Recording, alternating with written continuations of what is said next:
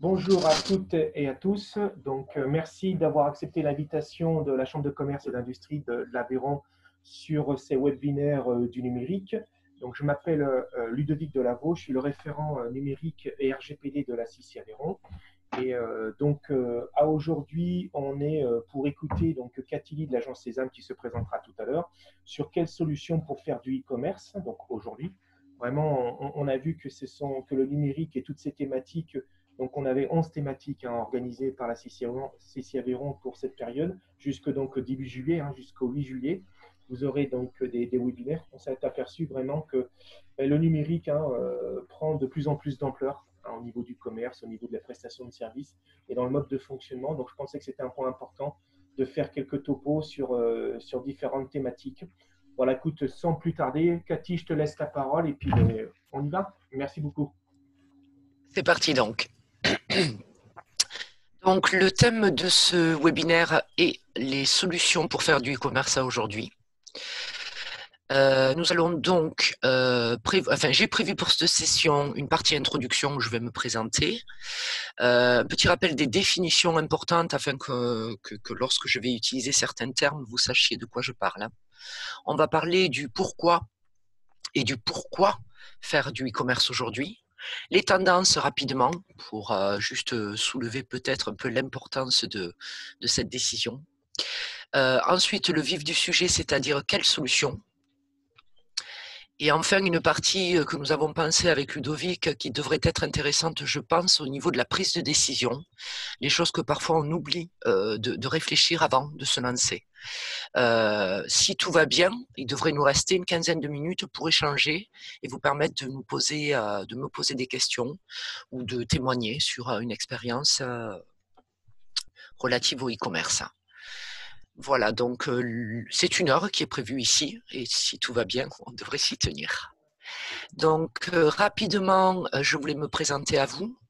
Je m'appelle Cathy donc et je suis chef de projet. J'occupe le poste de chef de projet au sein de l'agence Sésame, qui est une agence basée à Millau depuis 2006, année où nous nous sommes implantés. On est situé sur la zone du Cap du Cress, si vous connaissez Millau, et nous sommes 5 aujourd'hui. Nous avons donc en interne un développeur senior, un infographiste web designer, ça va souvent de pair, un intégrateur que nous sommes en train de former, d'embaucher. Ensuite, nous avons une assistante administrative et technique et enfin moi-même. Ce que nous proposons donc, c'est d'accompagner les entreprises sur tout type de projet web ou de communication.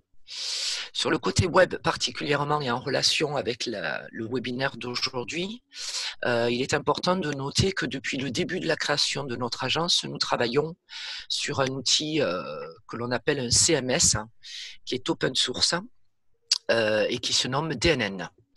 DNN, en fait, c'est une technologie Microsoft, donc c'est du .NET en termes de langage informatique. Et DNN, c'est une communauté internationale dont nous sommes membres, donc, qui est assez active, assez conviviale aussi. Elle n'est pas trop large et elle nous permet en fait de rencontrer régulièrement tous les utilisateurs de la plateforme, ce qui est assez intéressant. Au sein de cette communauté aussi, il y a des niveaux de participation et de travail. Et notre entreprise s'est vue décerner 2 fois le titre de DNN MVP pour nos contributions à la plateforme, dont une qui est directement liée au e-commerce, puisque nous sommes les fondateurs d'une solution e-commerce open source qui s'appelle Open Store et que nous utilisons pour le développement de tous nos sites marchands. Nous avons donc en interne le lead développeur, c'est-à-dire une personne qui fait partie de l'équipe des développeurs internationaux. Et lead, ça veut dire qu'en fait, il va être décisionnaire quant à la direction du développement de cet outil, ce qui est un détail assez important, puisque ça va nous permettre en fait de s'assurer que l'outil réponde exactement aux besoins de nos clients à aujourd'hui. Pour ma part, je fais partie de l'association européenne DNN Connect depuis 2015 et nous organisons régulièrement des conférences qui rassemblent en moyenne 150 agences et une a eu lieu d'ailleurs à Millau en 2015, où nous avons accueilli plus de 18 pays d'agences donc de développement qui travaillent par le biais de cet outil. Donc, pour parler définition, alors il y a des mots là qui vont bien sûr vous parler, mais pour rappel, le terme e-commerce signifie electronic commerce, ce qui veut dire commerce électronique tout simplement. On utilise souvent aussi les termes commerce en ligne, vente en ligne, site marchand, cybercommerce, boutique en ligne. Tout ça, en fait, c'est la même chose. Et ça regroupe l'ensemble des transactions commerciales qui s'opèrent à distance par le biais d'interfaces électroniques et digitales. Ces transactions s'effectuent à partir de différents types de terminaux, puisqu'aujourd'hui, on va pouvoir faire du e-commerce sur un ordinateur, une tablette, un smartphone, une console, une TV connectée aussi. Il ne faut pas l'oublier, au niveau des développements de sites internet de type marchand aujourd'hui, tout ça est à prendre en considération. On va avoir une multitude d'accès à ces interfaces. Le e-commerce est donc devenu, vous le savez, le principal canal de vente à distance, ce qui explique en fait le remplacement du terme vente par correspondance ou vente à distance. Le même commerce juste en dessous, qui veut dire en anglais mobile commerce, eh bien c'est la même chose, mais c'est de la transaction électronique qui va s'effectuer depuis un réseau de téléphonie mobile. On appelle ça le commerce mobile. Nos internautes aujourd'hui, si vous jetez un œil à vos statistiques de fréquentation de sites web, vous remarquerez qu'on est en moyenne à plus de 60% d'accès sur nos sites, quels qu'ils soient. Qu'il s'agisse d'un site vitrine, d'un site de type e-catalogue, d'un site marchand, qui accède au site depuis un smartphone ou une tablette. Et ça, c'est toute activité confondue, qu'on soit dans le tourisme ou dans toute autre chose, dans l'industrie. On a quand même une navigation mobile qui devient de plus en plus importante. De ce fait, on va développer les sites internet en version mobile en priorité et on va réfléchir à la façon dont celui-ci sera navigué depuis un smartphone. On appelle ça le mobile first. Il y a beaucoup de termes anglais, hein, je suis désolée, mais c'est un petit peu les termes de notre langage quotidien. Et du coup, on essaye de les traduire, mais bon, parfois ils ont plus de sens s'ils sont tout simplement utilisés dans la version originale anglaise. Décliné du e-commerce et directement décliné du e-commerce, on a le e-catalogue. Le e-catalogue, en fait, c'est un site vitrine qui présente de nombreuses fonctionnalités en commun avec le e-commerce. En fait, c'est un catalogue en ligne, tout simplement, qui va proposer, tout comme un site marchand, des catégories, des sous-catégories, des produits, des modèles, des options et même des prix. Et finalement, la seule différence avec le e-commerce, c'est que l'acte d'achat en lui-même n'est pas possible sur un site de e-catalogue. Un site e-catalogue peut être une transition vers le e-commerce, un premier pas vers le e-commerce, pour voir un petit peu déjà quelles sont la fréquence des visites sur ce site, la durée des visites, voir si notre catalogue a un intérêt pour les internautes, parce qu'aujourd'hui, quand on va prendre la décision de vendre en ligne, ça va faire partie des petites, des analyses du marché, que de se dire, est-ce que mon produit aujourd'hui a une position sur la toile ? Quand on se positionne sur le web aujourd'hui, on a une concurrence qui est tellement énorme par rapport à un site physique que ça peut faire l'objet d'un petit test de cette façon-là. Du coup, on arrive au moindre, c'est-à-dire le site vitrine, qui est en fait un site de présentation d'une entreprise, d'une organisation, d'un produit, d'une boutique physique en ligne, mais la différence avec le site marchand ou la boutique en ligne, c'est qu'il n'y a aucune interaction possible avec l'internaute. On est sur de la vitrine. L'internaute va feuilleter ce site, il va pouvoir prendre contact, mais au niveau de l'interaction, ça sera à peu près tout. Donc on peut le comparer à la vitrine d'un magasin ou à la devanture d'une société. Ces fonctionnalités sont habituellement assez basiques et donc non interactives. Aujourd'hui, un site vitrine peut ne plus être suffisant et il est parfois nécessaire de l'associer à d'autres éléments qui constituent votre stratégie Internet pour justement apporter de l'interaction. On va souvent faire graviter autour de notre site vitrine des outils d'interaction comme les réseaux sociaux par exemple, de façon à permettre l'échange avec nos prospects et nos clients et avec les internautes. L'application, alors l'application web ou l'application mobile, eh bien c'est une application qui va être directement consultable depuis un appareil mobile. Une application web sera hébergée sur un serveur et accessible aussi depuis un navigateur web. L'application mobile, elle, ne nécessite aucune installation pour y accéder.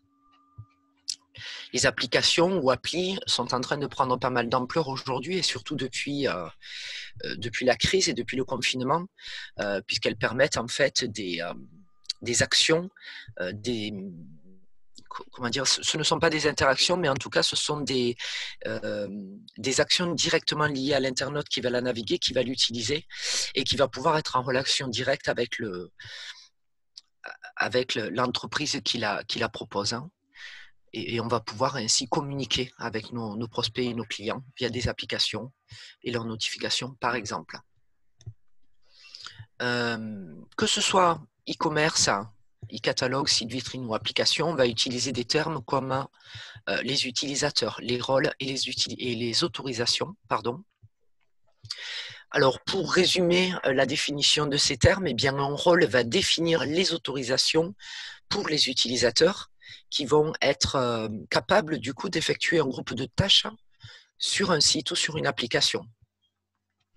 Au niveau du bon fonctionnement d'un site internet, il est essentiel de bien définir les droits des utilisateurs que l'on va plus ou moins restreindre en fonction de leur implication sur le site et du temps qu'on a accordé à ce site web, parce que qui dit implication dit modération. Le site web ne peut pas vivre seul, surtout si les utilisateurs ont la capacité d'effectuer des actions sur celui-ci. Pour le e-commerce, on est bien entendu sur la possibilité en fait d'acheter en ligne, donc on a tout intérêt à être bien présent et bien réactif surtout au niveau de nos utilisateurs.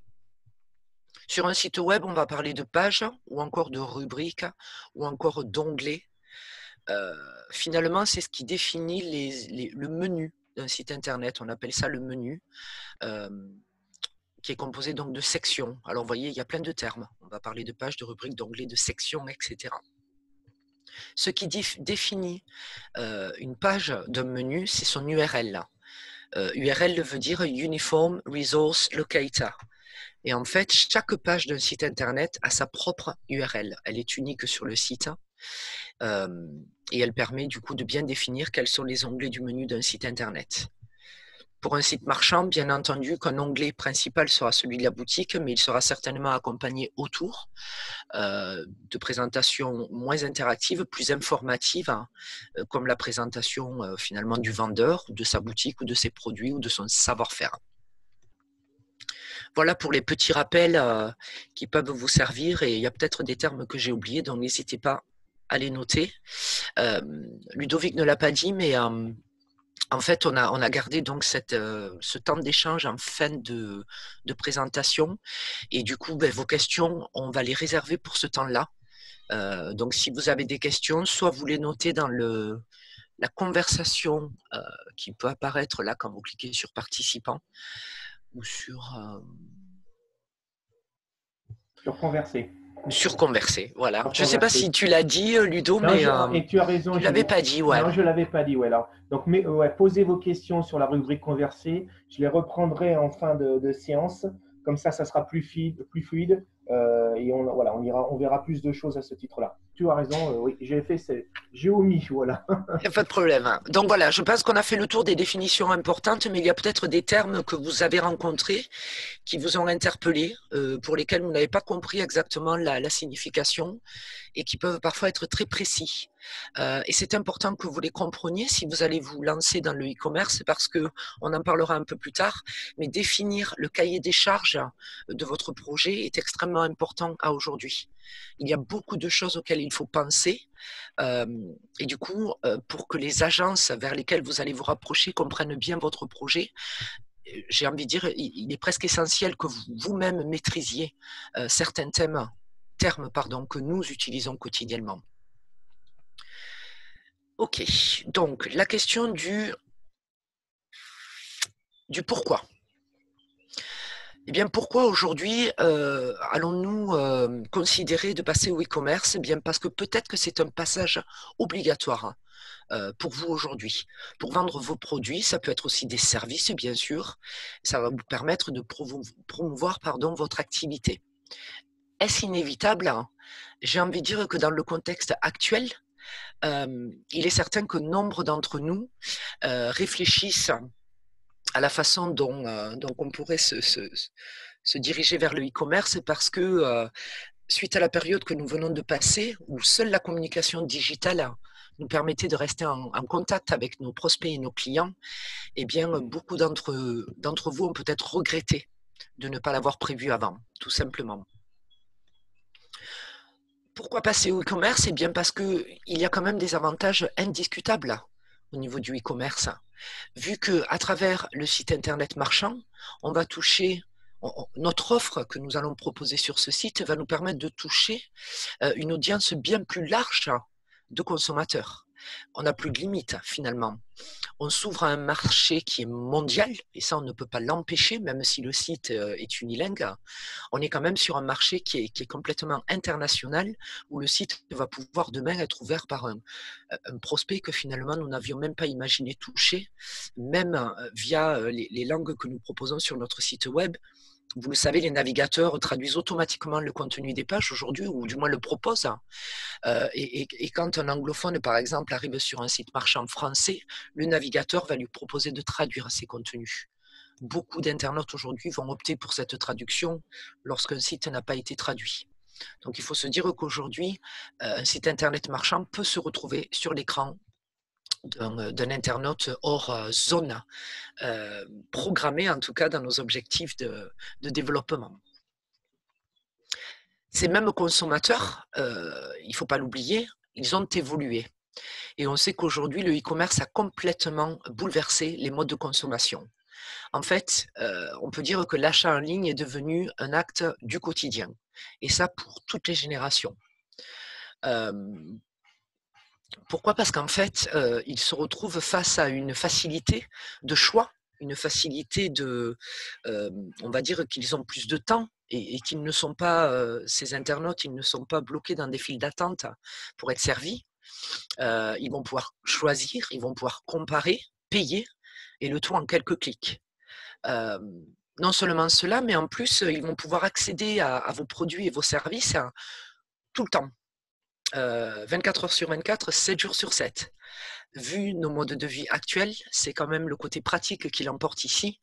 Et on est tous tentés, le soir devant la télé, de naviguer Internet pour trouver la chose dont on n'a pas pu s'occuper dans la journée. Les frais d'ouverture en plus et les charges de fonctionnement comparés à un commerce traditionnel sont en général plus faibles, malgré que, on en parlera, un investissement dans un site marchand aujourd'hui peut être quelque chose d'assez important. Toutefois, ça reste en général beaucoup plus faible que ceux d'un commerce traditionnel. Tout miser sur le e-commerce, toutefois, reste un risque, mais pour certaines activités, c'est bien plus adapté et ça peut être beaucoup plus avantageux. La dernière phrase du slide, on peut tout trouver sur Internet, vous l'avez certainement entendu. En effet, aujourd'hui, on va pouvoir tout vendre via un site marchand, que ce soit des produits ou des prestations de services. On va pouvoir proposer la réservation et le paiement en ligne d'activités de loisirs, de chambres à l'hôtel. On va pouvoir prépayer une commande, une réservation afin de la confirmer. Finalement, la méthode est différente, quel que soit le produit ou le service que nous réservons par le biais d'un site marchand, mais l'outil derrière reste le même. C'est bien un outil de e-commerce.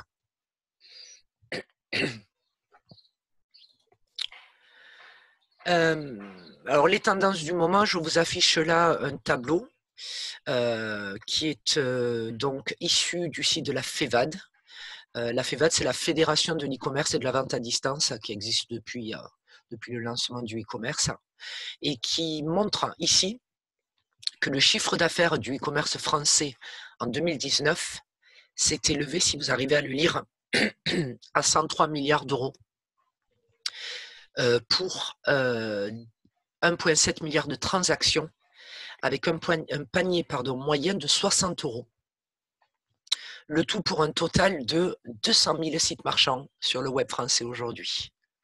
Ce sont quand même des chiffres assez impressionnants. Et puis on voit le graphe là sous nos yeux qui nous montre qu'on est bien, on est bien dans la hausse annuelle et régulière depuis le lancement du e-commerce et depuis ses tout débuts. Le m-commerce, lui, qui est une composante donc, du e-commerce, représente 39% du marché, soit un peu plus de 40 milliards d'euros.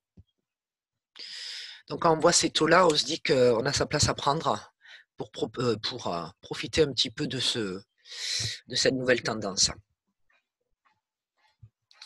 Donc passons aux solutions, c'est le vif du sujet. Ce que j'ai eu envie de faire aujourd'hui pour simplifier un petit peu la chose, c'est de vous montrer comment on va pouvoir vendre en ligne aujourd'hui, en passant en revue en fait différentes méthodes, en allant de la plus simple peut-être, et en passant et en démarrant par la plus simple et en allant jusqu'à la plus élaborée, de façon à vous montrer que finalement, si on a envie de se lancer dans le e-commerce, on n'est pas obligé de faire tout d'un coup. On peut peut-être passer par une première étape qui nous permettra en fait de prendre la température, pourquoi pas, et de vérifier que notre objectif et que notre plan d'action est cohérent par rapport à notre cible. Ces différentes étapes, en fait, sont aussi constituées de deux facteurs importants qui sont le facteur temps et le facteur humain, c'est-à-dire le temps que vous allez devoir accorder à votre site selon sa complexité, finalement, qui va grandir, plus vous allez vous diriger vers une version élaborée d'un site marchand. Et ça, c'est quelque chose que parfois on oublie avant de se lancer. Donc, vous souhaitez aujourd'hui vendre en ligne, comment pouvons-nous procéder? Eh bien, nous pouvons faire un pas vers le e-commerce en utilisant une méthode manuelle entre guillemets. C'est-à-dire que ce que je vous invite à faire aujourd'hui, c'est imaginer, envisager de proposer la commande de produits, de services ou la réservation sur votre site web via, par exemple, un formulaire qui finalement n'est qu'un message qui est envoyé par votre client. Et à réception de celui-ci, vous allez pouvoir, puisque vous aurez obtenu de lui toutes les informations nécessaires à la gestion de sa commande, eh bien, lui transmettre à suivant une méthode de paiement pour son achat. Donc, voici quelques exemples. Ce qu'il est possible de proposer à aujourd'hui, et ça je l'ai vu naître pendant le confinement, beaucoup d'entreprises sont passées par cette option-là, parce qu'en fait, ils étaient confinés, ils ne pouvaient proposer que la livraison de produits. Et du coup, pour éviter le contact, eh bien, la mise en place d'un lien de paiement leur a permis de récupérer le paiement de la commande avant la livraison et au moment surtout de la commande. Donc on a là par exemple la possibilité d'utiliser, c'est l'exemple que vous avez sous les yeux, un compte PayPal professionnel pour un établissement donné. Un compte PayPal en fait c'est un compte qui va s'ouvrir sans aucune complexité. Vous pouvez, juste après cette conférence, aller ouvrir votre compte PayPal. On dit qu'il est professionnel, pourquoi? Parce qu'il peut être nommé du nom de votre entreprise, tout simplement. Il peut être aussi rattaché au compte bancaire de votre entreprise et il va vous permettre finalement de générer un email que vous avez sur la partie gauche ici, assez professionnel, auprès de votre client, lui l'invitant à payer le montant de sa facture. Donc c'est un mail que nous recevons si nous faisons un achat par téléphone par exemple ou via un formulaire sur le site internet. En suivant, au clic sur afficher et payer la facture, on arrive directement sur PayPal qui aujourd'hui ne nécessite pas de se connecter à un compte PayPal existant. PayPal a évolué et propose aujourd'hui le paiement par CB. Donc, ce n'est plus une obligation aujourd'hui d'ouvrir un compte PayPal pour utiliser l'interface pour payer. L'inconvénient de PayPal, ce n'est plus la sécurité, tel que ça a pu l'être par le passé. C'est finalement pour le marchand le taux que le marchand va payer sur la transaction.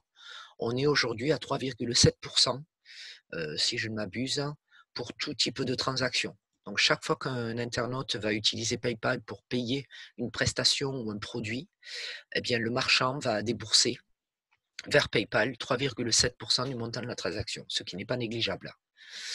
Par contre, aucun frais permanent. Si je ne vends pas et que je n'utilise pas mon compte PayPal, eh bien PayPal ne me facture rien.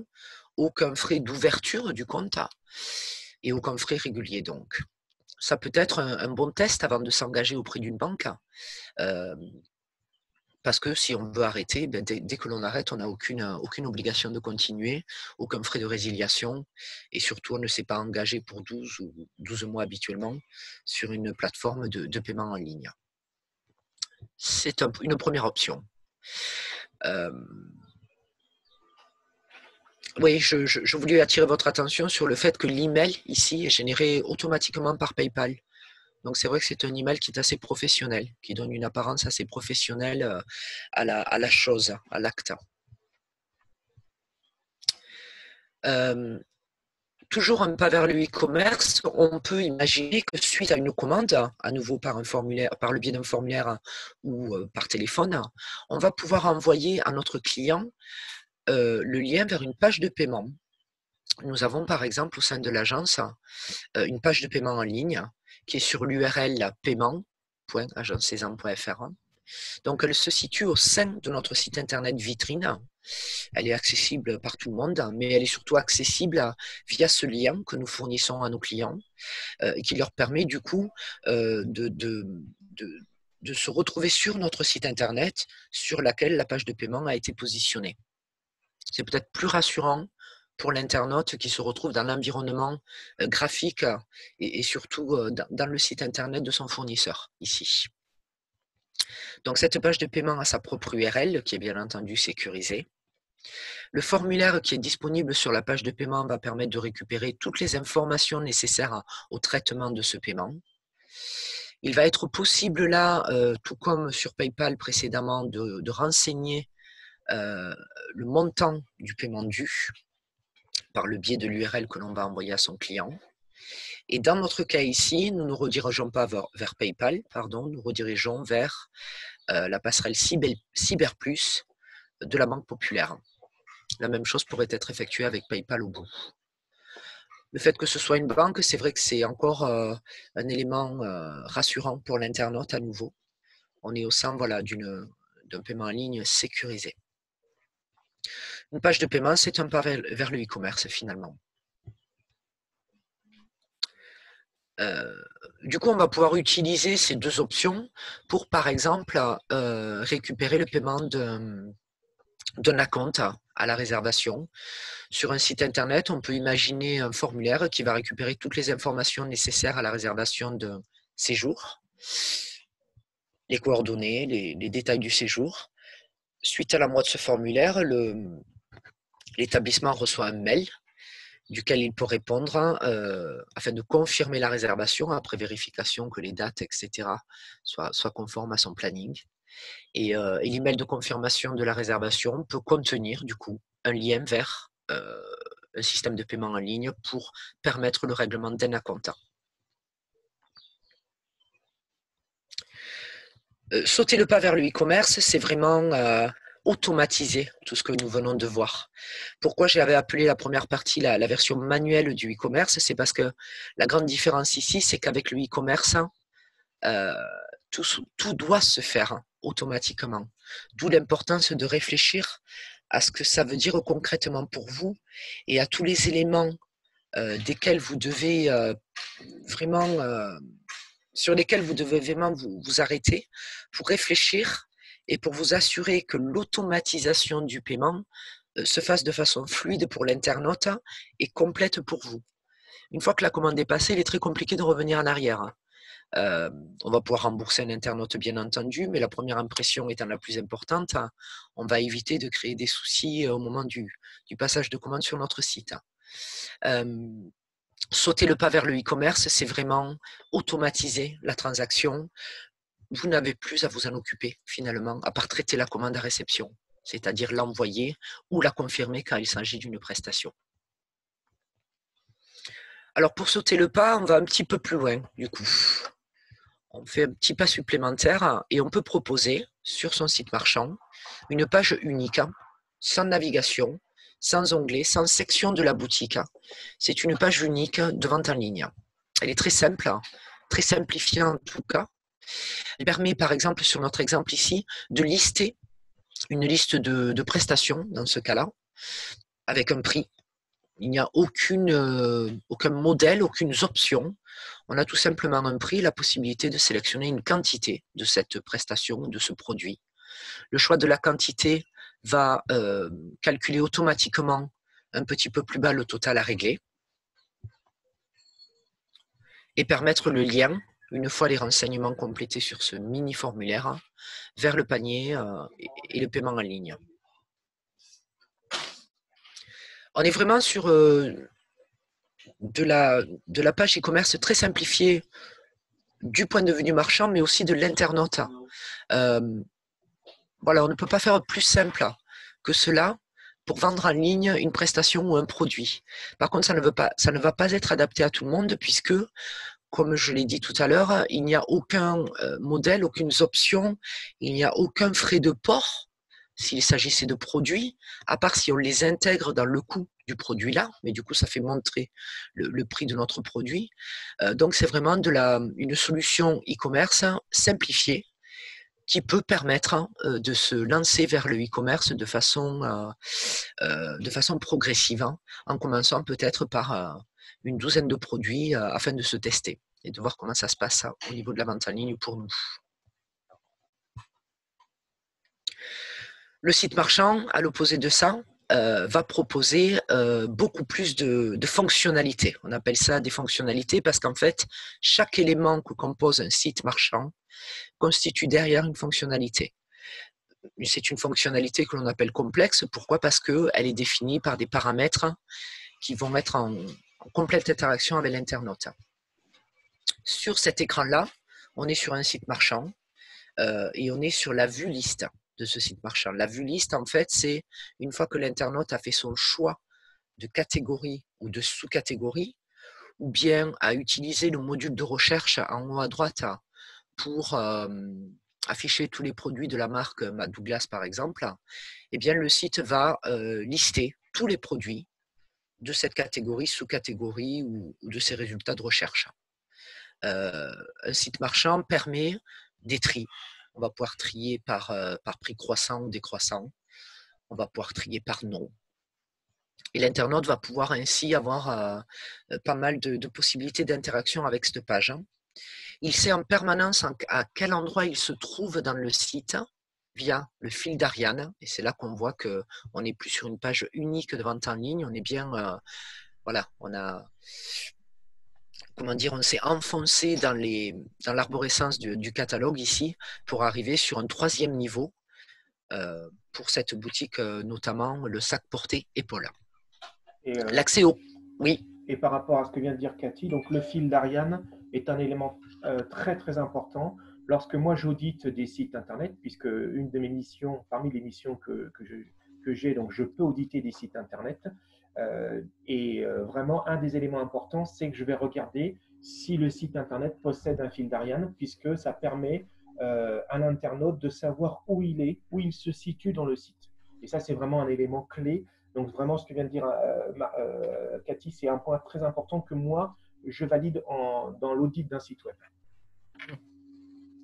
Il est important pour l'internaute de savoir où il se trouve dans le site parce que selon la complexité de notre catalogue, on peut arriver jusqu'à 4 ou 5 niveaux en fait de catégorisation de nos produits. Alors, c'est peut-être pas conseillé d'aller aussi loin dans les niveaux de catégorisation. Il est peut-être plus intéressant de s'arrêter à 3 niveaux, à 2 niveaux, et ensuite d'utiliser des filtres, par exemple, qui vont permettre à nouveau de restreindre les critères et l'affichage de la liste à des choses qui sont digestes pour l'internaute. C'est des choses qui vont être discutées avec vous au moment de la finalisation de votre cahier des charges, de savoir voilà, comment on va organiser vos produits, quelles vont être les catégories, et à l'opposé de cela, quels filtres allons-nous utiliser pour éviter d'avoir trop de niveaux de catégories. et pour ne pas perdre l'internaute aujourd'hui. On va appliquer la règle de restreindre maximum le nombre de clics pour arriver à l'information recherchée. Sur un site marchand, ça va être la même chose, mais là, on est bien sûr sur du produit. Donc, encore une fois, on va essayer de tout mettre en œuvre pour que l'internaute arrive au produit qu'il recherchait le plus aisément possible et le plus facilement possible. Donc, tout ça, c'est à bien réfléchir au moment de l'élaboration de l'arborescence de la boutique. Un site internet est donc conçu de 2 arborescences, l'arborescence du site en lui-même, c'est-à-dire les onglets de son menu, que l'on peut voir ici dans le bandeau supérieur. Et ensuite, il y a la deuxième arborescence, c'est celle de la boutique en ligne. Très important de bien la réfléchir. Sur un site marchand élaboré, on va dire, l'internaute va avoir accès à son compte dans la majorité des cas.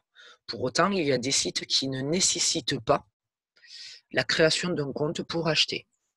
Vous pouvez faire le choix demain de dire non, je n'oblige pas mon client, mon prospect, à créer un compte pour aller jusqu'à l'acte d'achat.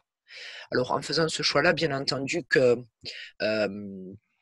l'alimentation de votre base client par le biais du site ne se fera plus automatiquement, puisque bien entendu que vous n'aurez plus en back-office tous les comptes clients de vos clients marchands, e-commerce, mais vous allez pour autant pouvoir compiler vous-même une liste de tous vos clients sur le site. En tout cas, ce n'est pas une obligation aujourd'hui que de créer un compte sur un site marchand pour faire un achat. La liste des favoris, souvent présente sur un site marchand, permet de mettre de côté des produits pour y revenir un petit peu plus tard. Il y en a des plus ou moins élaborés. On peut avoir une seule liste des favoris, mais on peut en avoir plusieurs. Je pense notamment au site marchand alimentaire, où il va être possible de définir des listes de courses thématisées et catégorisées. Et le mini panier, qui apparaît en haut à droite ici, nous permet de garder un œil sur nos différents achats au fur et à mesure qu'on ajoute au panier.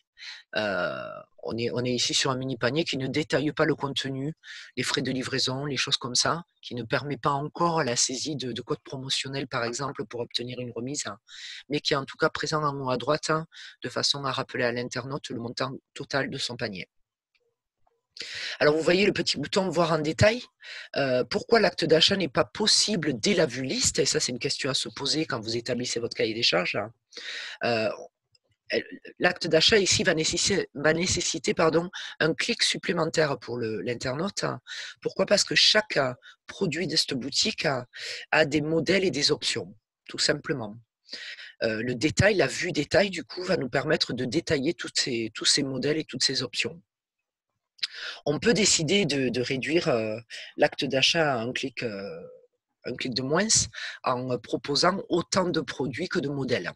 Alors, on va grossir notre boutique, bien entendu, elle va être beaucoup plus longue au niveau de la vue liste, mais ça va permettre en fait de générer l'ajout au panier dès la vue liste.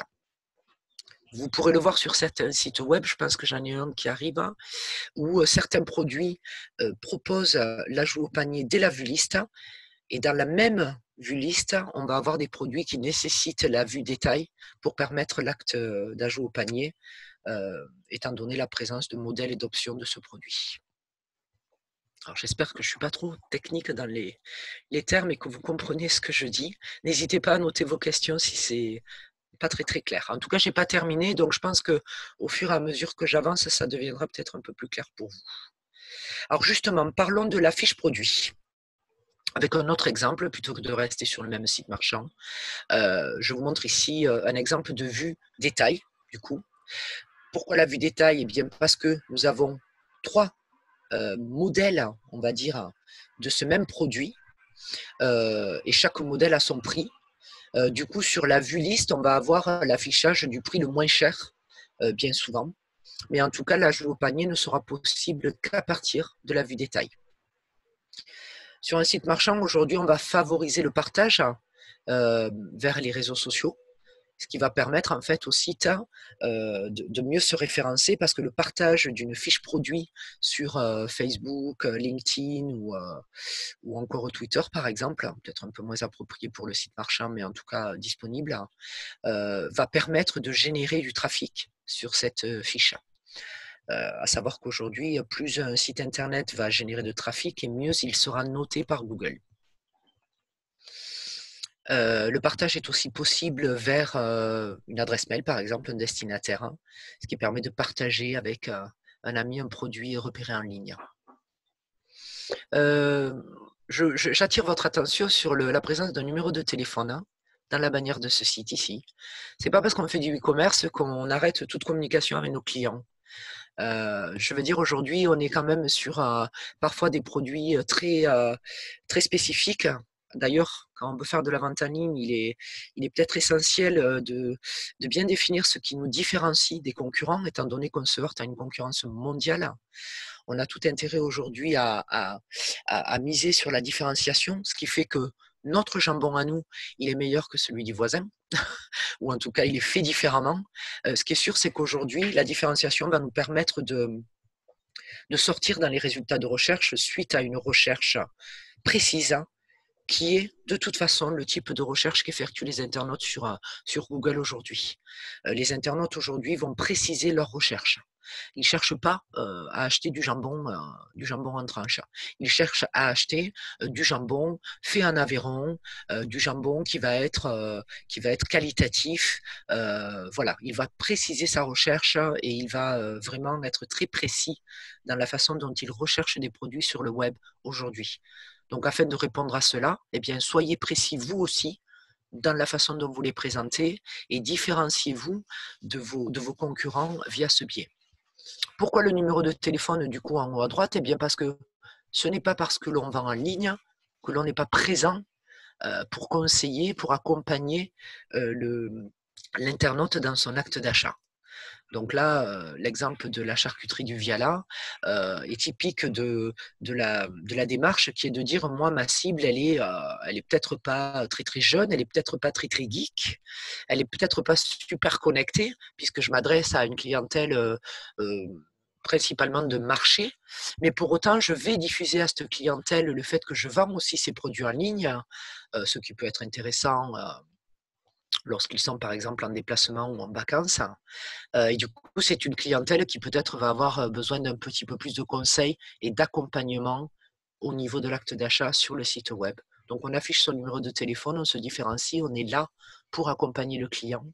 Et je pense que vous partagerez mon opinion que de dire que lorsqu'on est bloqué sur un site marchand pour une raison X, ça ne fonctionne pas, on ne comprend pas pourquoi on a des frais de port alors qu'on a lu en page d'accueil qu'ils étaient offerts en ce moment. Voilà, toute une liste de problèmes qui peuvent arriver à n'importe qui et même à des acheteurs, à des cyberacheteurs avertis. Si on n'arrive pas à trouver la façon de contacter le marchand, le e-commerçant, ça peut réellement nous refroidir à jamais. On ne retournera plus jamais sur ce site web pour cette raison-là. Donc, on va avoir des modèles et options dans notre vue détail, dans notre vue produit. On va avoir une galerie photo. Autant sur la vue liste, il va falloir choisir sa plus belle photo, puisqu'on a droit à une photo sur la vue liste, vu qu'on va avoir plusieurs produits côte à côte. Autant une fois qu'on est rentré dans la vue détail, ben là, on va pouvoir se lâcher un petit peu au niveau des visuels de présentation sur lesquels je mets l'accent, surtout lorsqu'il s'agit de produits alimentaires, mais même pour tout autre type de prestations ou de produits que l'on propose à la vente en ligne. Il est essentiel que le visuel soit vendeur. C'est la seule chose finalement qui vous permettre de vendre. Vous n'êtes pas là pour vendre vous-même cette prestation que vous savez si bien vendre ou ce produit que vous savez si bien produire. Seul le visuel va le faire pour vous. Ok, donc il est essentiel aujourd'hui pour tout site de vente en ligne d'investir un petit peu dans la prise de vue pour avoir vraiment quelque chose de professionnel, de vendeur, d'appétissant. Et quand il s'agit d'alimentaire, je préconise vraiment l'intervention d'un photographe professionnel pour les prises de vue. Ces articles peuvent aussi vous intéresser. Effectivement, la vue détail va nous permettre de dire à l'internaute, tiens, vous regardez ce produit, eh bien moi je vous propose de regarder celui-là.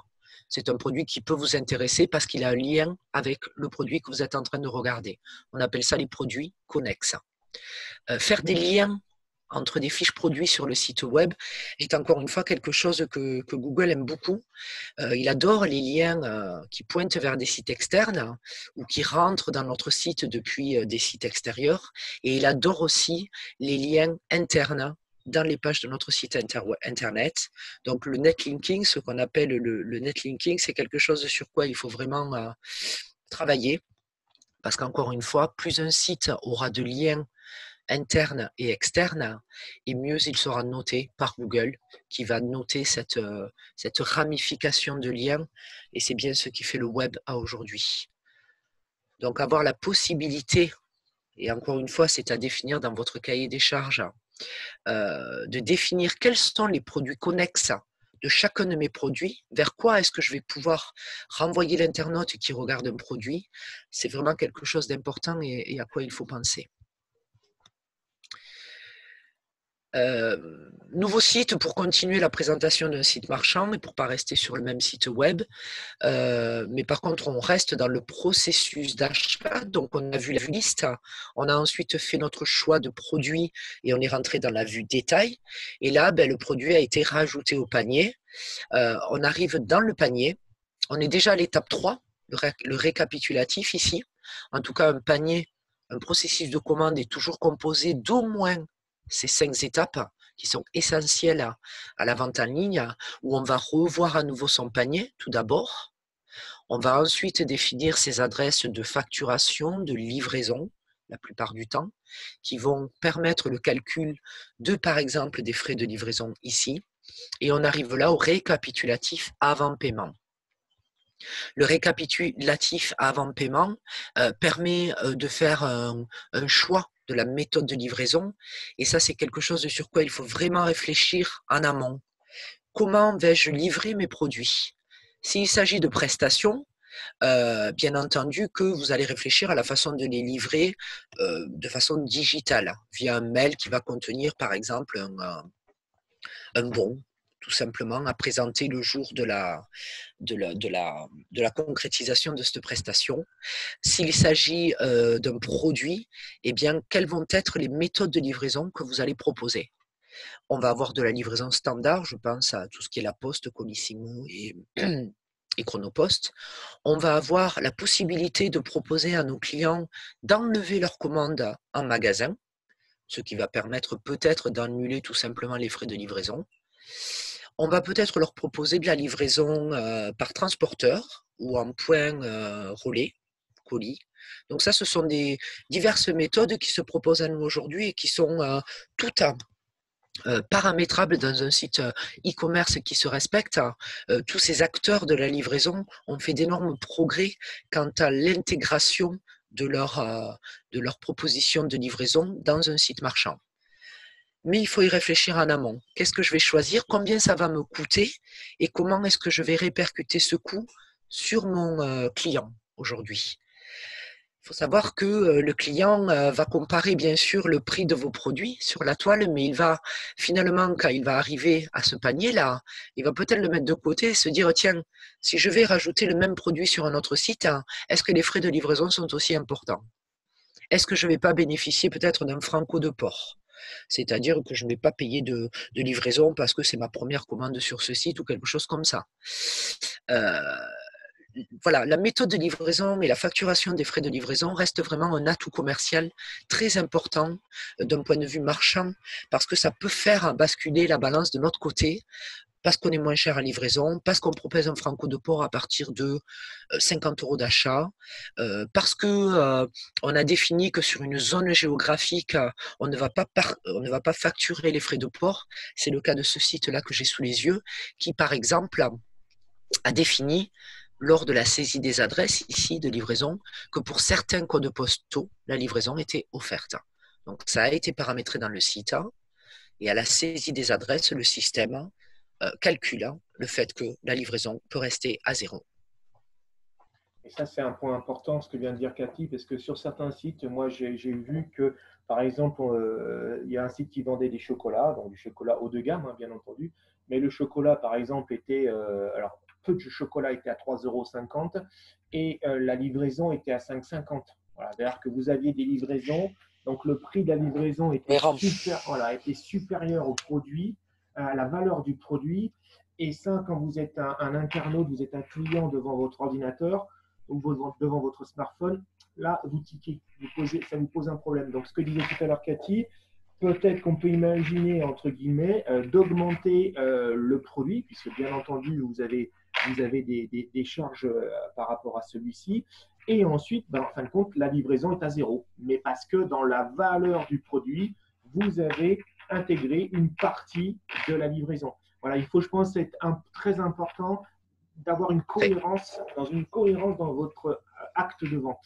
Ça, c'est vraiment important. Et de dire, voilà, est-ce que je mets de la livraison, enfin, le prix des frais de livraison, oui ou non, etc. C'est vraiment aussi un élément par rapport au produit, à la valeur de votre produit. Exactement. Alors après, il y a des marchands, des e-commerçants qui vont décider qu'ils n'ont pas envie de s'embêter pour envoyer une plaque de chocolat. Donc c'est voulu, c'est une stratégie que de rendre la livraison plus chère que le produit. Parce qu'en fait, ils sont là en train de dire attention, nous, enfin, je veux dire, si vous n'achetez qu'une plaquette de chocolat, ça va vous coûter cher effectivement. Par contre, il faut ça le communiquer directement dans le panier en disant attention, sachez que à partir de temps au panier, la livraison ne sera pas plus importante pour vous. Ou alors, on peut avoir aussi des messages du type à partir de 50 € du panier, nous vous offrons la livraison. Bref, on peut quand même communiquer avec l'internaute pour lui expliquer pourquoi cette incohérence. Voilà, mais il ne faut pas oublier de communiquer. J'insiste beaucoup là-dessus. Il y a parfois des personnes qui se lancent dans le e-commerce et qui se disent ben, du coup, je vais rien expliquer. Ben non, il faut pas hésiter à expliquer, à communiquer là-dessus et à bien expliquer aux gens ce qui se passe au niveau de la livraison, par exemple. Au niveau de la livraison, pour finir, on peut décider que notre site, quel que soit le montant de notre commande ou le poids de notre panier, a des frais de livraison fixes. On prend le tarif d'un colissimo aujourd'hui, je crois qu'on est à 6,50 €, quelque chose comme ça. Ça, c'est un colissimo standard. Et on indique dès notre page d'accueil que quel que soit le montant du panier ou le poids du panier, ça sera 6,50 €. Ben, ce qu'on fait là, finalement, c'est qu'on incite l'internaute à en mettre un petit peu plus au panier. Voilà, tout ça, ça se réfléchit et surtout, ça se prévoit en amont, pas au moment de lancer le site web. Le coupon de réduction est toujours possible normalement dans tout site marchand voilà, que vous allez décider d'utiliser. Et c'est à ce moment-là de la commande qu'un code promotionnel ici va pouvoir être saisi. Donc le marchand a la possibilité, en back-office, que je vais vous montrer dans quelques minutes, de définir des codes promotionnels qui vont être destinés soit à tout le monde, et ça, on va le diffuser via un mailing, une newsletter, en disant en ce moment, en utilisant ce code, vous avez moins 20% au panier. Ou alors, ce code promotionnel, ce coupon de réduction va être destiné à un internaute sur lequel on a envie de travailler parce qu'il a été peut-être pas satisfait par sa dernière commande. Et du coup, on va essayer de le rattraper en lui disant, bah, écoutez, on va vous envoyer un petit coupon de réduction qui va permettre, je ne sais pas, d'annuler les frais de livraison à la prochaine commande ou d'effectuer une remise de 20% sur votre prochain achat. Vous voyez le terme TVA, bien entendu que le e-commerce aujourd'hui peut se faire B2B, donc entre deux entreprises. On va pouvoir définir si on veut afficher le montant de la TVA ou pas au panier. Si notre cible est professionnelle, ça sera important. Si elle est de l'ordre du particulier, bien entendu que ça risque d'être des choses qui vont être du coup rendues invisibles. C'est pas la peine de perturber l'internaute parfois avec les prix hors taxes et les prix TTC, mais ça reste des options et surtout des choses que vous devez réfléchir avant de vous lancer. Donc on est ici sur un processus de caisse, tout simplement, en fait, comme je vous l'ai expliqué tout à l'heure. Voilà, qu'est-ce que j'ai oublié? Les modes de paiement. Alors on a parlé des modes de livraison, il faut aussi penser aux modes de paiement. Sur un site marchand aujourd'hui, on peut avoir la proposition de plusieurs modes de paiement. On va soit proposer le paiement en ligne unique via une banque ou via PayPal ou les deux. On peut proposer les deux moyens de paiement en ligne. Et certains marchands vont peut-être décider de proposer le paiement par chèque ou par virement. La contrainte de ce moyen de paiement-là, de cette option de paiement, c'est que la commande ne pourra pas être traitée tant que vous n'aurez pas réceptionné le paiement. Sinon, vous prenez un risque, bien entendu, qu'il n'arrive jamais. Alors, je continue dans le site marchand élaboré, encore une fois, où on va avoir, ici, là c'est un très bon exemple de ce qu'on peut faire aujourd'hui sur le web et en termes de e-commerce, hein. On est là sur une fiche produit, à nouveau une vue détail, qui propose une grande quantité d'options et de petites fonctionnalités supplémentaires de partage, hein. On vend là de la prestation puisqu'on vend de la formation. Donc, on est en train de proposer à l'internaute d'acheter une session. À l'étape suivante, on va même lui proposer d'enregistrer plusieurs participants à une même session. Donc la même personne va pouvoir acheter des sessions et enregistrer ses 4-5 collègues qui veulent participer à la formation. On est vraiment sur du spécifique et du sur-mesure. Toutes les agences web aujourd'hui ne vont pas pouvoir développer du sur-mesure d'elles-mêmes. Donc il va falloir vraiment être bien précis dans vos besoins spécifiques et sur-mesure. Le besoin spécifique et sur-mesure, c'est ce qui ne s'applique qu'à vous, en fait. Et c'est par rapport à la particularité de vos produits. Donc réfléchissez bien à la façon dont vous allez vendre aujourd'hui vos produits et pensez bien à ce qui rend vos produits particuliers par rapport à un produit lambda qu'on vend aujourd'hui sur Internet. Là, par exemple, c'est un très bon exemple du fait que oui, j'achète une formation, eh bien, il faut penser au fait qu'un patron peut demain acheter une formation pour 3 de ses collaborateurs et vouloir, lors de l'acte d'achat, renseigner finalement le nom des participants. Voilà, il faut simplement y penser et ça fait partie des choses auxquelles il faut penser au moment de l'élaboration du cahier des charges. Parce que si vous y pensez au moment de la réalisation du projet, ça risque de n'être soit pas possible, soit ça risque de constituer un surcoût assez important qui n'aura tout simplement pas été prévu. Et là, c'est la mauvaise surprise du projet. Donc j'insiste un peu sur cette communication, sur ce dialogue que vous devez absolument avoir avec l'agence à laquelle vous allez confier votre projet marchand, qui est de bien penser à tout, en fait, de bien tout définir avant de vous lancer. On va pouvoir, comme vous pouvez le voir ici, imprimer une fiche. C'est intéressant quand on va de la prestation. Ça peut être aussi le cas quand on vend du produit. La télécharger en version PDF.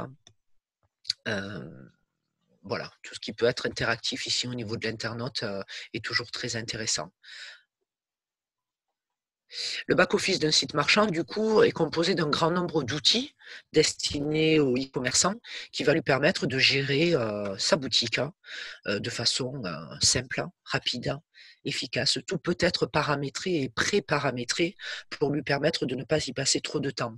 Toutefois, il faut savoir qu'aujourd'hui, un site marchand peut être l'activité à temps plein d'un collaborateur. Si un site marchand génère 40 ou 50 000 euros de chiffre d'affaires par mois, ça va être une activité assez importante et chronophage que de suivre les commandes, d'y répondre, de confirmer que la commande est passée, qu'elle est en cours de traitement, en cours de livraison, qu'elle va bientôt être livrée. Autant c'est automatisé au niveau du contenu du mail que l'on va recevoir en termes de notification, autant au bout d'un moment, ça reste quand même une action du e-commerçant que de dire ok, je passe de commande en livraison. Et j'envoie du coup le lien vers le suivi de livraison de mon partenaire TNT, La Poste, etc. Donc ça reste quand même du temps qu'il ne faut pas négliger. Là, on est sur le tableau de bord d'un site marchand qui utilise OpenStore, donc notre outil open source de vente en ligne, qui va nous montrer un petit peu les revenus, les dernières commandes qui sont confirmées. Alors là, on a défini qu'on voulait voir que celles dont le paiement a été confirmé et pas les autres, pour les traiter en priorité. On va avoir toute une ribambelle de statuts de commandes ici en bas à droite qui vont nous montrer voilà, où on en est au niveau des commandes qui sont à l'attente de la banque. La banque communique en permanence avec le site marchand, la banque ou PayPal, et du coup, il y a des occasions pour lesquelles la banque ne va pas confirmer instantanément un paiement. Elle va avoir besoin de le confirmer auprès de l'acheteur qui n'a pas peut-être complètement finalisé sa commande avec la saisie d'un code 3D Secure, qui n'avait pas sous la main son petit moyen de confirmation de son achat. Il y a des paiements qui peuvent être non vérifiés. Bref, tout ça, ça reste quand même des choses sur lesquelles il faut garder un œil avant d'envoyer son produit ou prestation. Un exemple de saisie d'un produit, c'est juste pour vous montrer tout ce que constitue un produit aujourd'hui sur un site marchand.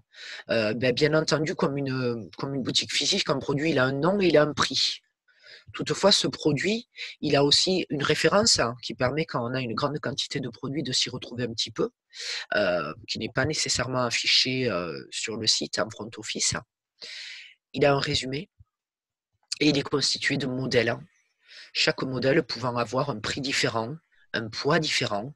Le poids est très important aujourd'hui puisqu'il définit les frais de livraison. Un produit va pouvoir être géré en termes de stock. Si je décide de l'activer, ce n'est pas obligatoire non plus. Si j'active mon stock, ça me permet du coup d'être un petit peu tranquille quand je suis sur un produit pour lequel j'ai peu de stock disponible restant.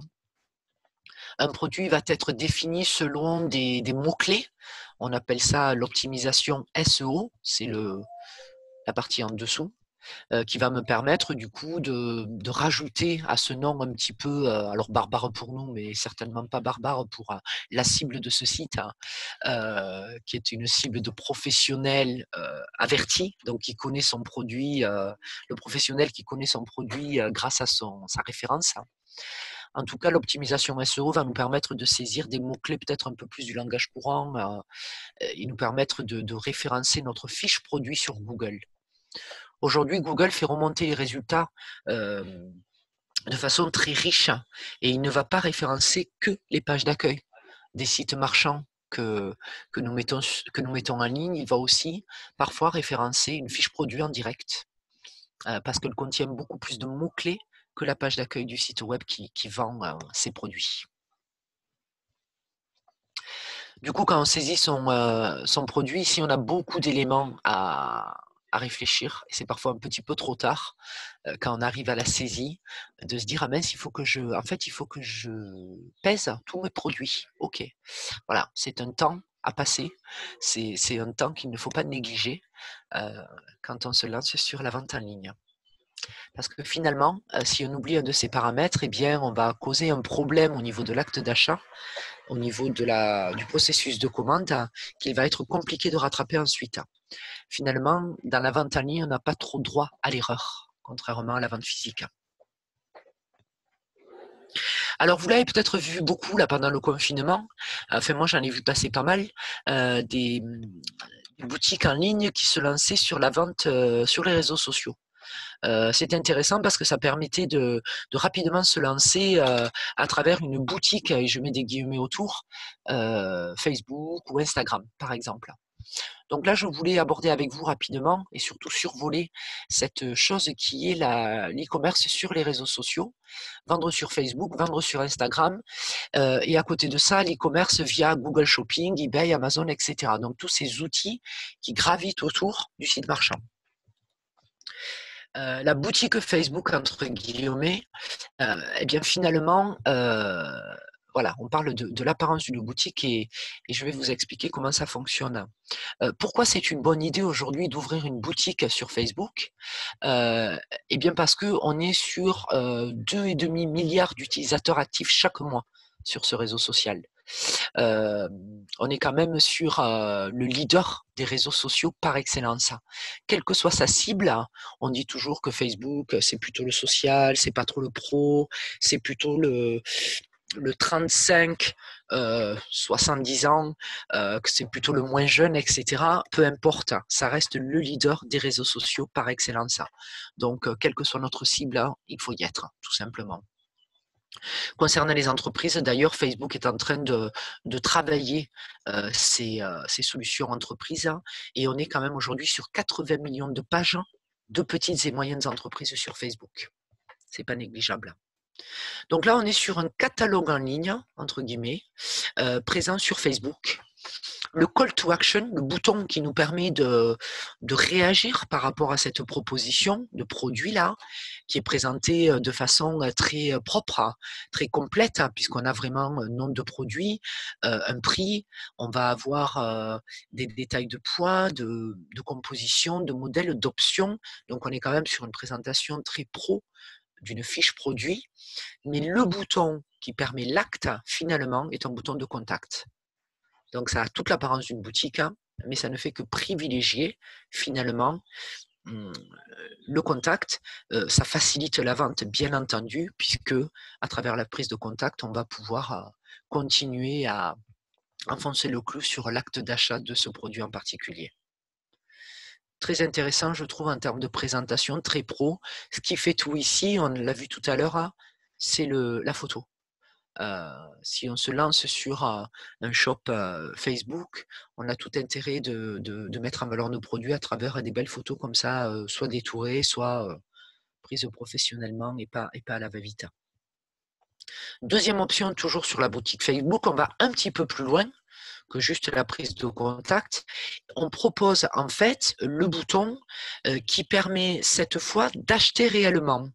Donc le bouton d'action, le call to action ici, indique payer sur le site web.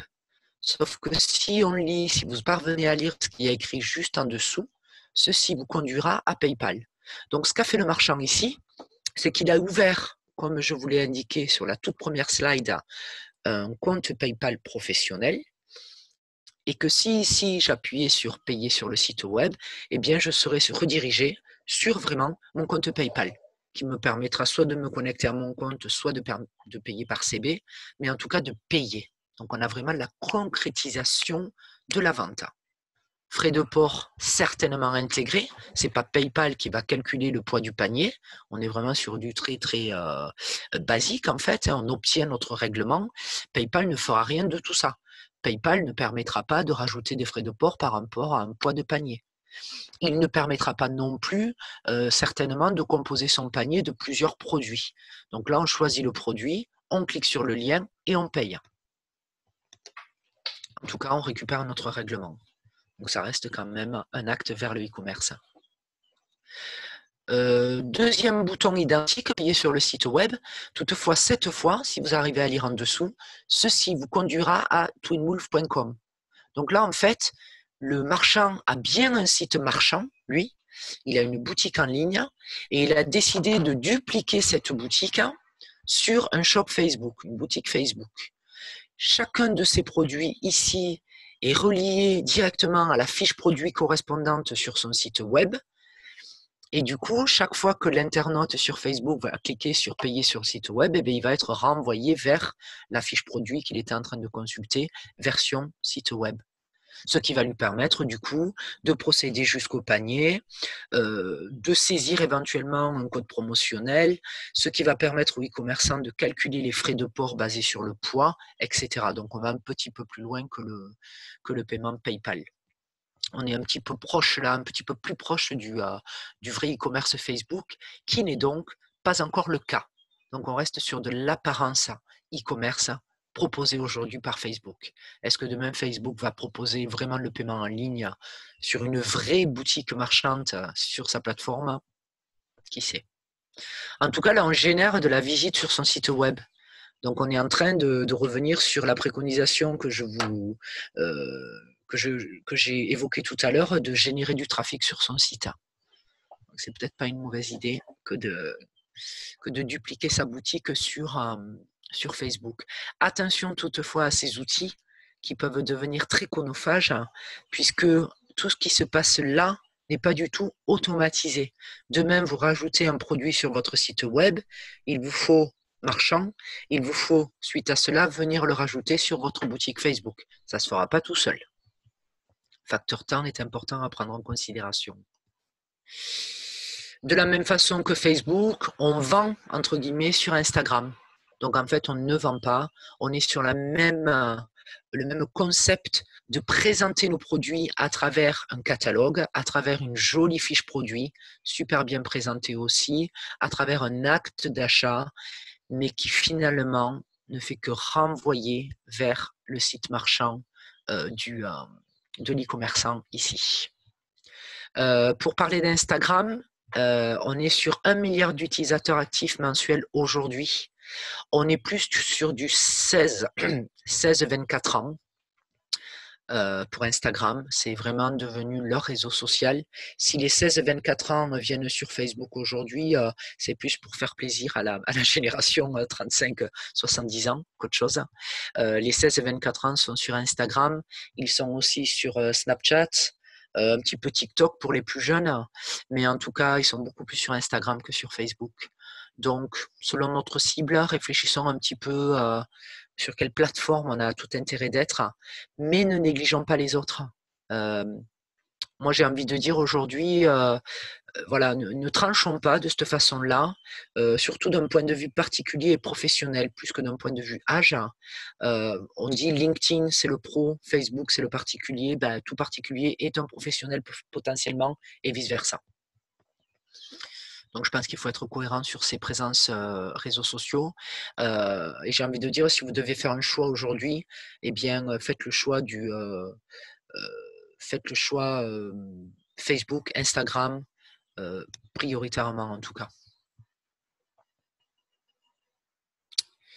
Beaucoup de fonctionnalités shopping ont été développées par Instagram en 2018. Ils continuent aujourd'hui à travailler la vente directe depuis le réseau social.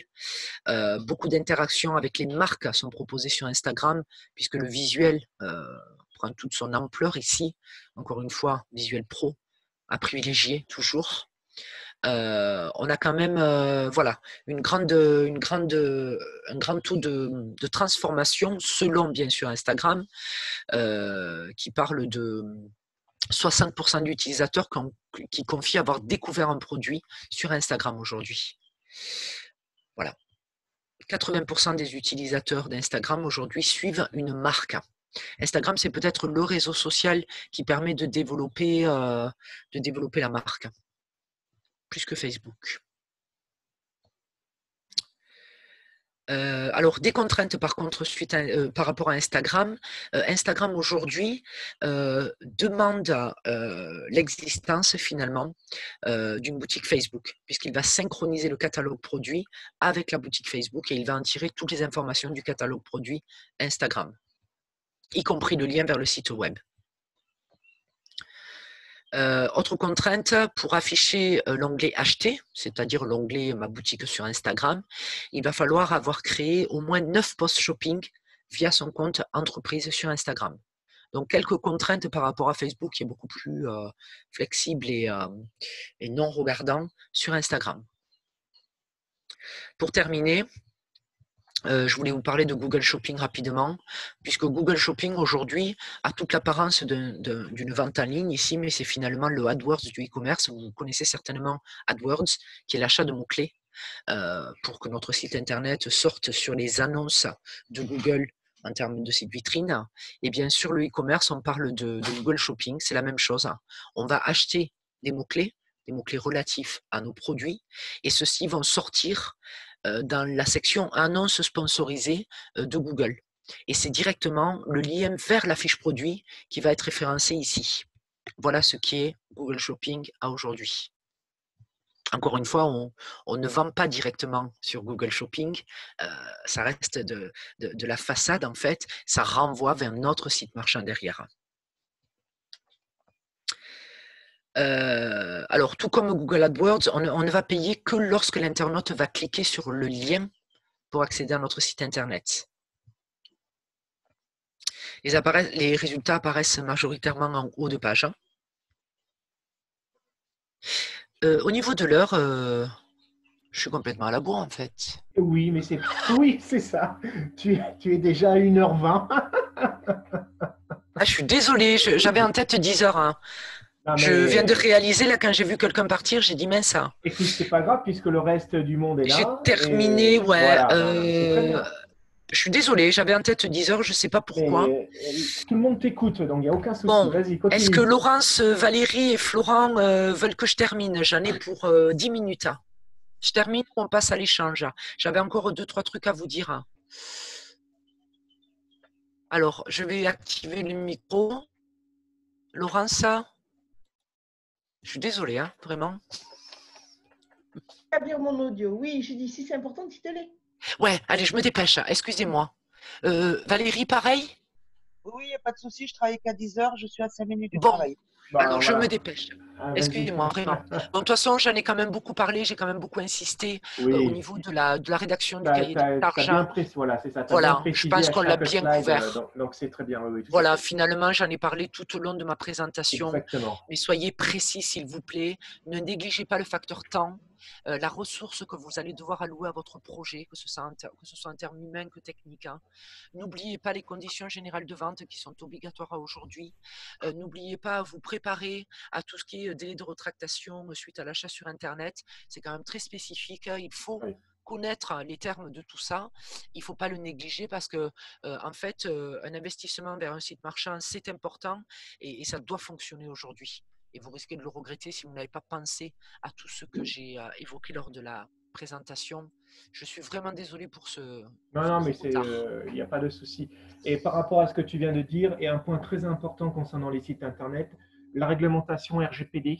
Hein, il y Oui, a tout à fait. énormément de. Aujourd'hui, on tourne entre 70 à 80% des sites qui ne sont pas conformes au RGPD, hein. Donc, réglementation générale de protection des données. Donc, c'est un règlement donc, qui est européen de mai 2018, hein, du 25 mai 2018. Donc, ça, c'est pareil, c'est obligatoire. Faites attention à vos mentions, hein, quand on est sur des fiches contact par rapport à l'internaute, etc.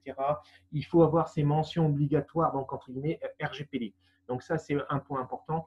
Mais Cathy aussi l'a dit, redit, vraiment faites attention à votre cahier des charges, hein. Peu importe, on va dire, l'outil que vous allez utiliser en tant que tel, mais faites attention véritablement au cahier des charges, donc le début de la conversation avec votre prestataire de service. Alors ensuite, oui, ça paraît logique.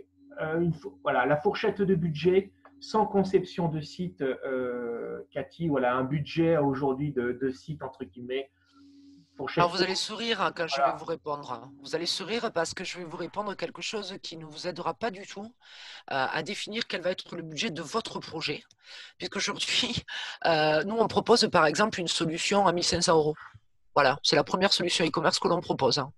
Par exemple, pour vous donner un ordre d'idée, ça propose une page unique de vente en ligne, ça se rapproche de ce que je vous ai montré au début. Et puis après, ça peut monter très facilement. On va avoir des projets à 10 000 euros.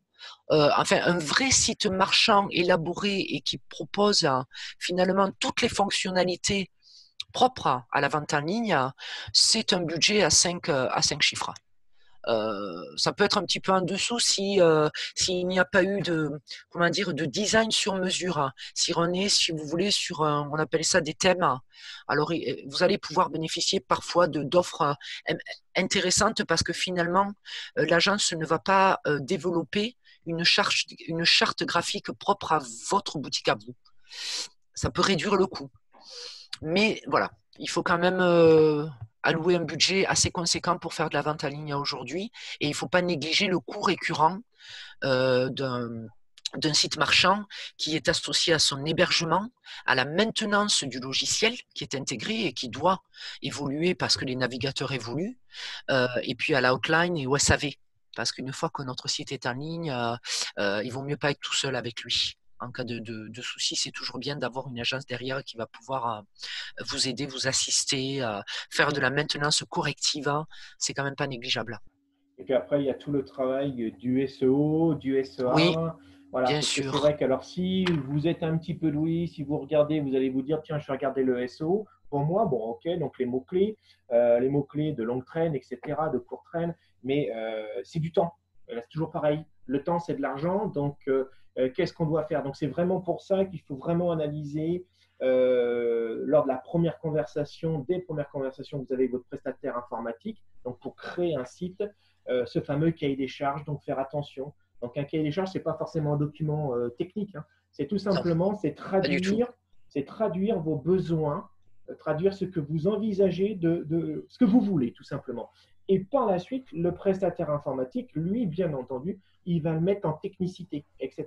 C'est Donc, ça. parce que c'est vous qui connaissez votre produit, c'est vous qui connaissez votre entreprise. C'est surtout ça, hein, véritablement. et cet échange-là et essayer, comme l'a dit Cathy sur de nombreux slides, vraiment avoir cette vision globale. C'est ça un point important. De tout le processus. Voilà, tout le processus. Prendre peut-être un peu de temps au début, bien entendu, parce que s'il faut revenir alors que votre prestataire est déjà dans la conception du site et que vous avez oublié telle ou telle chose, tel ou tel paramètre, eh bien, donc ça peut faire mal. Ça, voilà, il va falloir revenir parce que voilà, c'est possible d'ailleurs, Ludo, voilà. Parce que si le prestataire a fait le choix d'une solution qui ne permet pas cette fonctionnalité-là, ça peut être même impossible de revenir. Exactement. Parce qu'il ne l'a tout simplement pas prévu au tout début. Voilà, c'est ça. Et j'ai envie de dire par rapport au cahier des charges, vous allez le rédiger de façon simple avec vos mots à vous. Attendez de votre prestataire en face de le re-rédiger avec les termes techniques et lisez-le. Essayez de bien comprendre le lien entre votre cahier des charges et ce cahier des charges plus technique. Mettez-les face à face et posez des questions si ça n'a pas de sens. Moi, j'ai refusé de faire du e-commerce pendant le confinement parce que beaucoup d'entreprises ont eu envie de se lancer rapidement et sans réfléchir. Non, faire du e-commerce, se lancer dans l'e-commerce, ça prend du temps. Comprenons-nous entre nous et vous, et soyez sûr, vous, de bien comprendre, en fait. Alors, une autre question, on a Laurence qui nous dit, voilà, une intégration Open Store sur un site déjà conception M marchand. Donc là aussi, le prix par rapport à ça, toujours pareil, c'est… Ça va dépendre, en fait. Voilà, là, vraiment, c'est compliqué. Je ne peux pas vous donner une idée parce que ça va dépendre du travail d'intégration. Soit il est facilité par votre interface actuelle, soit il ne l'est pas. Si l'interface actuelle est bien conçue, ça va être facilement intégrable, mais ce n'est pas nécessaire. Donc, je ne peux pas vraiment vous dire ce que ça peut coûter. Je suis désolée. Mais on peut le regarder rapidement, par contre. On peut vous donner un ordre d'idée rapidement si on a accès à votre interface actuelle. Alors ensuite, pour faire une marketplace de commerce local, avec des biens et des services, vous auriez une idée de plateforme, Open Store, WooCommerce, PrestaShop, etc. Toutes, bien entendu. Toutes, voilà, bien sûr. Tout est possible. Hein. Avec tous ces outils, c'est tous les mêmes en fait. Ils ne sont juste pas présentés de la même façon. Il y en a qui sont plus ou moins élaborés, mais finalement, ils ont tous les mêmes fonctionnalités. Et une marketplace locale, je veux dire, tous peuvent faire l'affaire. Il n'y a pas de souci. Après, je vais privilégier celle que j'utilise moi parce que je la connais mieux, bien entendu, mais je suis sûr qu'elles sont toutes capables de gérer la multiplateforme, le marketplace, voilà, complète. Allez, et riche. Peut-être une dernière question, parce qu'en fin de compte, on aura fait 1h30 de, on aura fait 1h30 de vision. Bon, je ne suis pas réveillé ce matin, moi. Non, désolé. Tu as été très précis. Moi, j'ai trouvé, c'est pour ça que je t'en remercie énormément. Tu as été vraiment très précis sur les nombreux slides que tu présentais. Tu as été loin vraiment dans les explications, dans les fonds.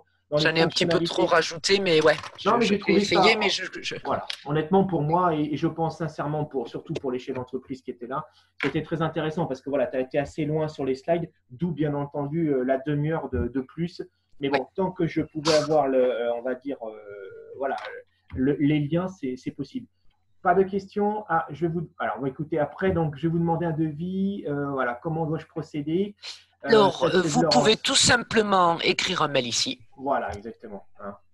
Vous avez parlé des banques et PayPal. Les banques sont-elles moins chères? Alors, la banque va vous demander des frais d'ouverture. Ça peut aller de 150 à 200 € pour l'ouverture du dossier, à part si vous arrivez à le négocier. La banque va vous demander une mensualité entre 10 et 15 €. Encore une fois, ça se négocie. Par contre, au niveau de la commission sur la transaction, elle est très, très basse, la banque. Elle est vraiment très, très basse. Donc, face à PayPal, c'est sûr qu'elle gagne à ce niveau-là. PayPal, si on fait beaucoup de ventes, peut devenir très, très cher. Et puis, avec la banque, ça permet d'avoir aussi un lien entre le chef d'entreprise et son banquier. Ça peut aussi conforter par rapport à cette relation-là si vous êtes continué avec votre banque. Ouais. Ça peut être un jeu, ça peut être un jeu aussi avec lui, hein, bien entendu. Hein. Je pense que la banque à long terme est moins chère, en fait, tout simplement. À long terme, on parlait. Voilà. L'investissement mensuel, c'est sûr qu'il est là, mais plus on va générer de ventes et plus ça va être intéressant d'être avec une banque, en fait, plutôt que les autres moyens de paiement proposés aujourd'hui, c'est certain.